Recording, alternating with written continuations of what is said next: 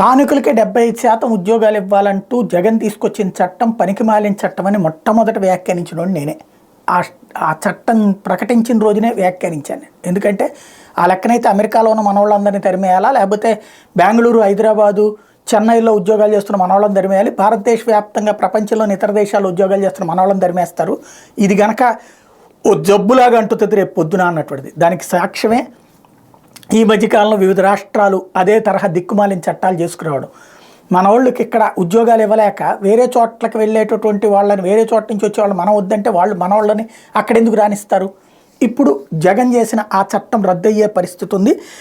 చూస్తే పరిశ్రమల కర్మాగారాల స్థానికులకు 75% ఉద్యోగాలు తప్పనిసరిగా ఇవ్వాలంటూ రాష్ట్ర ప్రభుత్వం 2019లో తీసుకొచ్చిన చట్టాన్ని సవాల్ చేస్తూ హైకోర్టులో పిటిషన్ దాఖలైంది. ఈ చట్టాన్ని రాజ్యాంగ విరుద్ధంగా ప్రకటించి కొట్టేయాలని కోరుతూ ఏపీ టెక్స్టైల్స్ మిల్స్ అసోసియేషన్, వసంత ఇండస్ట్రీస్ వ్యాజ్యాన్ని దాఖలు చేసి దీని మీద విచారణ జరిపిన హైకోర్టు కేంద్ర రాష్ట్ర ప్రభుత్వాలకు ప్రధాన న్యాయమూర్తి జస్టిస్ ధీరజ్ సింగ్ ఠాకూర్, న్యాయమూర్తి జస్టిస్ రావు రఘునందరావు ధర్మాసనం ఇటీవల నోటీసులు జారీ చేసింది. పూర్తి వివరాలతో కౌంటర్లు దాఖలు చేయాలని ఆదేశించింది.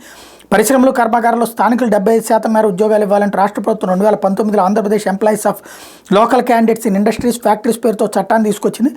పరిశ్రమల ఏర్పాటు వల్ల భూములు కోల్పోయిన వారిని, ఇతర విధాలుగా ప్రభావితం అవుతున్న వారిని ఆదుకునేందుకు నిశ్చయించి ఈ చట్టం తెచ్చామని చెప్పింది. అది ఎప్పుడో పెట్టిన పరిశ్రమలకు ఇప్పుడు కోల్పోయేది ఏంటి? ఇంకోటి పరిశ్రమకు కోల్పోయేది అంటే డబ్బులు పెట్టి కొనుక్కుంటాడు భూమి.